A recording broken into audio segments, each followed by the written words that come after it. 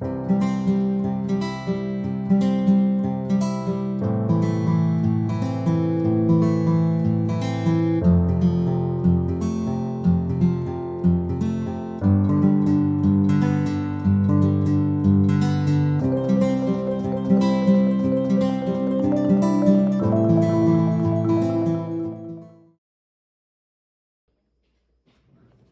so happy to be here today. I've been so excited about this talk. It just kept rolling through the last couple weeks and to talk about your ministries and what this means. And I'm going to convince you have one if you don't think you do. First of all, we are ministers. We're born to be ministers, but I'm going to define it all so you can see the context in your life of how you are ministering. Okay, you may not know you're doing it, but it's better to be conscious of what you're doing than unconscious of what you're doing. I'd like to read first, start with here. You won't be able to see it back there, but up here, this first little line, it says, everyone's a minister. I got this my first year in ministerial training at Unity Village. And they told us we were all ministers, but God had sent us to them to train. So I think we need more help than most people, I guess. But we have that part of us, and I'll show you how that works.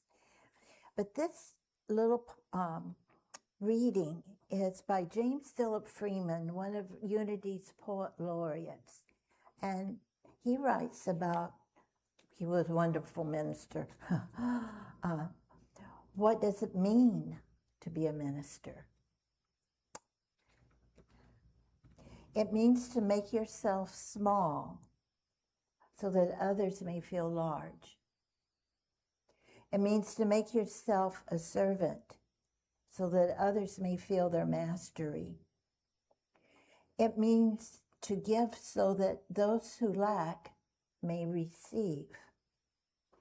It means to love so that those who feel unloved may have someone who never rejects them, someone with whom they can always identify with. It means to hold out your help to those who ask and deserve your help, and also those who do not ask or deserve it. It means always to be there when you are needed and never press yourself on another when you are not wanted. It means to stay at peace so that those who are conscientious will have someone who can who are contentious, I knew that one right, who are contentious will have someone they can turn to within themselves to stabilize them. These are lofty ideas, aren't they? It means to keep a cheerful outlook so that those who are easily cast down may have someone to lift them up. It means to keep faith and to keep on keeping faith when you yourself find little reason for believing, so that those who have no faith can find courage to live. It means not merely to live a life of prayer, but to turn your prayers into life. More life for you, more life for those to whom you minister. It means to be God-centered and human-hearted, to involve yourself in man's humanity and to keep your vision on man's divinity, so that you draw forth in all around you the human form divine. It means to share in the great moments of humans' lives, in birth, in sickness, in marriage and death, in all these times, whether of crisis or of celebration, to bring comfort and a blessing. And above all, a sense of presence that sometimes we cannot see, and a meaning that we often overlook. This is what it means to be a minister of God and a minister to one another.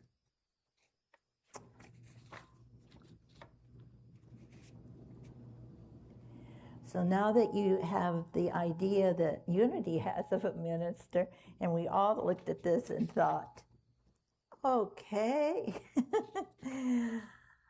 But those are lofty, wonderful, wonderful ideals. And we truly strive for them. We're human beings, all of us, and we're growing spiritually as we reach for the higher realms of being. Let's go back a bit and see where this comes from. And this is just not people with lofty ideas. This is what Jesus taught. In the ministry of Jesus, he taught there was no hierarchy in his beliefs or what he was teaching. That we were all equal, we all had the same potential. Everybody agree? That we have goals that are inner goals that we can access with power from them. And even Paul called himself a minister of Christ, and he never met Jesus. Jesus died before he came in to the movement. There were no official titles, or even the apostles. They were just known by their first names in the communities. So how would you describe yourself and your ministry? Do you accept it, deny it, or confused at what I'm saying? Are you afraid to use your spiritual powers that you have within you to let God work through you, to let more light into this world? Only you can give your special gifts and spiritual insights to the world and to others. The Christ will help you continue to grow spiritually. Mother Teresa has said, "We have all been given a lighted lamp, and it is for us to keep it burning. We can keep it burning only if we keep pouring oil inside, and that oil comes from our acts of love." There was a lawyer of the member of the Pharisee sect of Judaism that asked Jesus what was the greatest commandment. Now, the Pharisees were opposed to people outside of their sect, pretty much, that were especially working, doing good things. They thought it was coming from evil power. They could not see them. The Pharisees were some of the trained religious leaders of that sect, or of that time. And of course, Jesus and his disciples at that time were not of that sect. And so they were doing evil things in their mind. So here's this lawyer from this sect asking Jesus, what is the greatest commandment? And here's what Jesus said. It's from Matthew 22:39 and 40.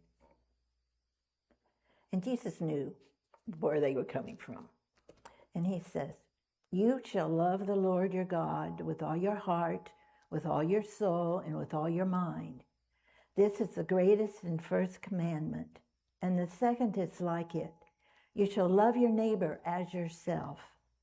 On these two commandments hang all the laws of the prophet." So let's look at this. What was he saying to us? First of all, that we should love God with everything we got. Right? You probably have your way of thinking of that. That's mine. One of the points I haven't made yet, and I'm going to make it now. We each are wonderful beings and have ministries that can make big differences in the world. You may not know it because we live it. We don't know sometimes something, but if you say a word, it might hurt somebody, or it could help lift somebody, a word. Where'd that power come from? Huh? You know, we have ministries, our acts of opening a door for someone, or, just little things. It's all part of our ministry to this world, to let God light out. So what's a neighbor? He says in the second part, you shall love your neighbor as yourself. A neighbor, and this is from the dictionary, acquaintance, companion, associate, another person, as well as like neighbors in the neighborhood. But it's humanity is our neighbor. Now, love, that's the action word. You shall love. That's your verb. What does that mean? Well, the Bible tells us also what love is. Love is our patience. How do we use our patience? How do we use our kindness? Or should we be more kind? Or should we be more patient? These are for us to answer and to look at our ministries. It said not to be envious, so I don't like negatives, so I looked it up, and it's like to be generous and open and charitable and truthful. Let's say the Bible says not boastful, but when I looked it up, it meant humble oneself. Not arrogant means generous, trustful, charitable, humble. Rude means polite, courteous, mannerly. And I couldn't really translate this one. Insist on one's own way, but I think we get the point. Insist on one's own way. It's like being stubborn, would you say? Of course, none of us have that, so we'll move on here.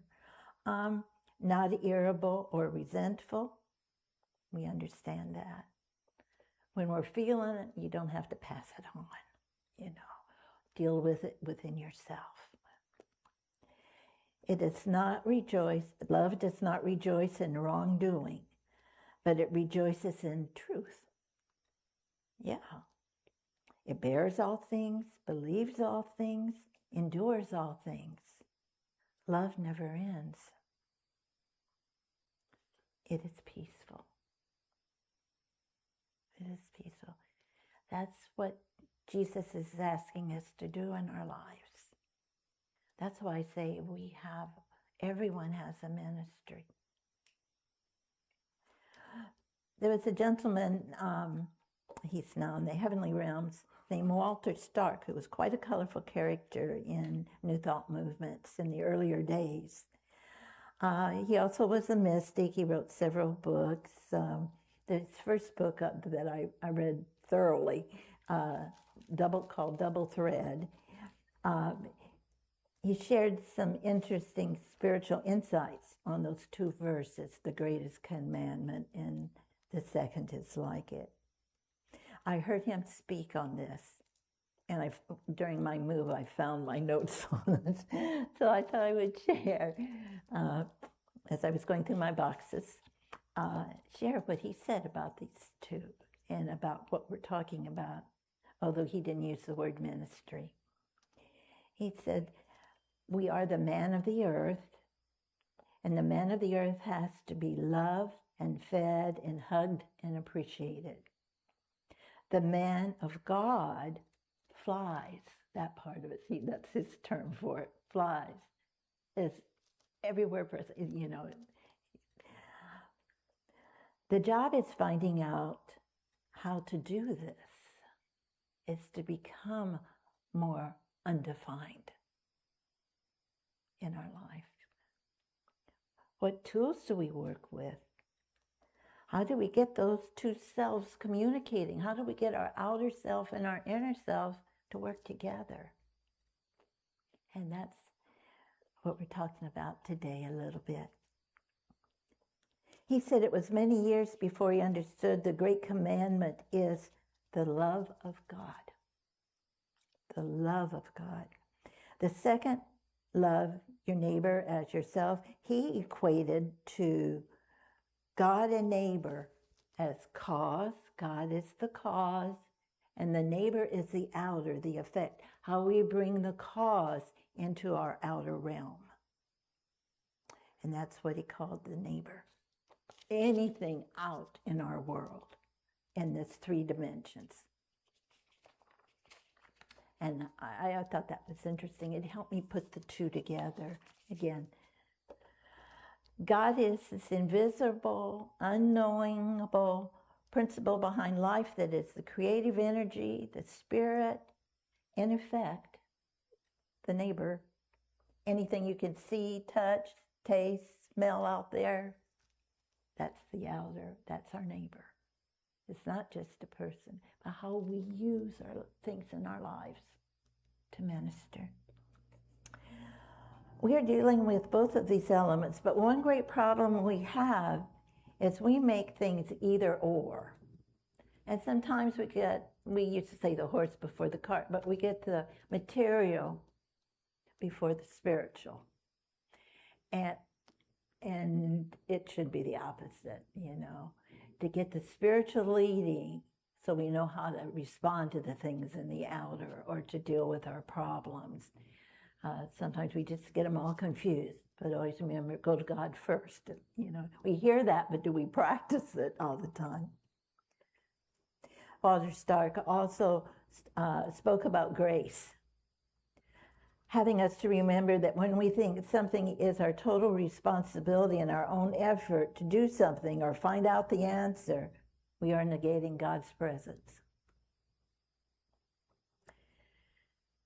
God has given us the gift of divine grace. So go to God to help. When we get so frustrated, have we really prayed openly about it, not just told God about the problem? Or have we opened ourselves up for the solutions, or get ideas or thoughts? Charles Fillmore says that the real saving, redeeming, transforming power came to man through the work that Jesus did, establishing the race, a new and higher consciousness on earth, so we can dream now and know our dreams can come true using the higher consciousness. And we enter this consciousness by faith in Jesus and the inner spirit of the law.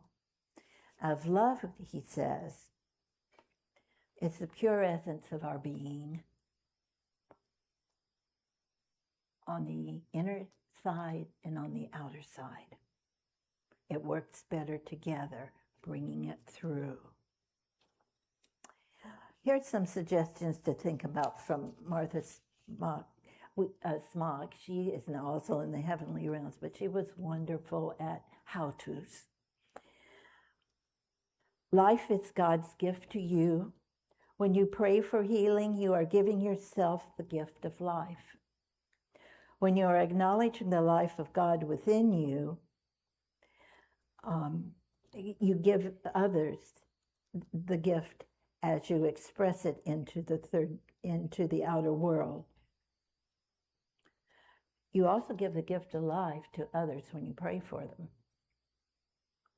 As you think of life and health and see the healing life of God do this wonderful work, it can bring you peace. Peace is your feeling that your heart makes when you're a peacemaker. It's easier to feel peace when you're giving peace to others, when that is your purpose. You can bring the gift of peace to every situation when you are peaceful. You just vibrate. It's like love, you just vibrate that. Some people pick up on it, some people don't. Situations can respond differently, even in a group setting. You can give peace through your prayers. Your peaceful thoughts and words and your loving attitudes and actions all count. Now for joy in your ministry. God has given you the gift of joy to keep you strong and sure and to fill your heart with song. You can be one who makes life brighter and happier for those around you. If you know people who are sad or downhearted, pray for them in the realization that there is spirit in them that will uplift them. You're not doing this alone, not only within you, but within them. Their spirit is helping them heal too. But you can be that power that initiates the oomph that starts the whole chain. How about wisdom?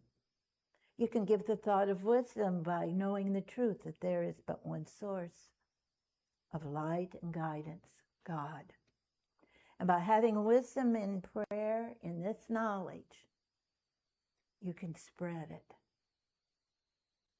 Because when we resonate with that within ourselves, we vibrate that into the 3 dimensions.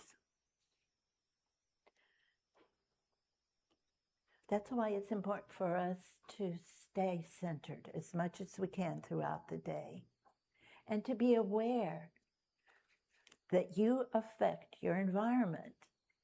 Your ministry is you.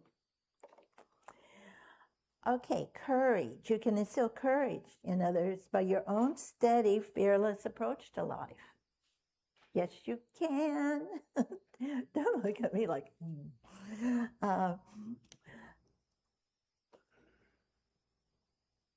you can give the gift of courage by believing in the people, by knowing that they have the ability to meet life fearlessly. See that for them if they're having trouble seeing it for themselves. Know that for them in prayer or when you hug them or talk to them. Keep encouraging them to believe in themselves and in the presence of God within them. Divine approval. This is the approval you give other people about the Christ presence within you as well. You demonstrated it. This part always reminded me when Jesus says, if you don't believe what I say, look at what I do. If you don't believe my words, look at my actions in my life. The divine approval to do what you do. So what holds us back? Our deepest fear is not that we're inadequate. Our deepest fear is that we are powerful beyond measure. It is our light, not our darkness, that frightens us most. If we know it's there, why don't we use it more? We ask ourselves, who am I to be brilliant, gorgeous, talented, and fabulous? Laugh. This is exciting, you guys. We can change the world. We can limit the darkness in our world by being who we truly are from the core of our being that Jesus was telling us about. You're playing small, and my playing small the world doesn't deserve that. Strike out. I have faith in you, fellow ministers, and doing our best. Helpful hints. Speak to people, even if you don't know their name. Nothing is as nice as a greeting. Smile at people. 72 muscles to frown, 14 muscles to smile. Call people by their name. And I learned a while back is if you ask somebody or you get a new name, you can say it 3 times. Then, you can say, let's say if it's a Carol or something. Do you put in Carol, do you put an end on Carol? And that's at least 2 times. You say it when they say it, you say it back to them, or just ask them some question and use their name twice. And it's much easier to remember it, especially on the golf course when you have other things on your mind and you're playing golf with someone else. Be friendly and helpful. If you want to have friends, be one. Call people by name. The sweetest music to anyone's ears is the sound of their own name. So remember that. the 3 times. Be generally interested in people. Look at them when you talk to them or see them. Don't just talk in the air when you're talking to someone. What? Be generous with praise and cautious with criticism. Be alert to service. Be alert to give service to others when you see someone in need. If you're questioning it, just always ask. Add a good sense of humor to your ministry, a generous dose of patience, a dash of humility, and you will receive manifold blessings. So I challenge you to believe in yourself. I challenge you to get out there and shed your light, because we need it. We need it. God bless you.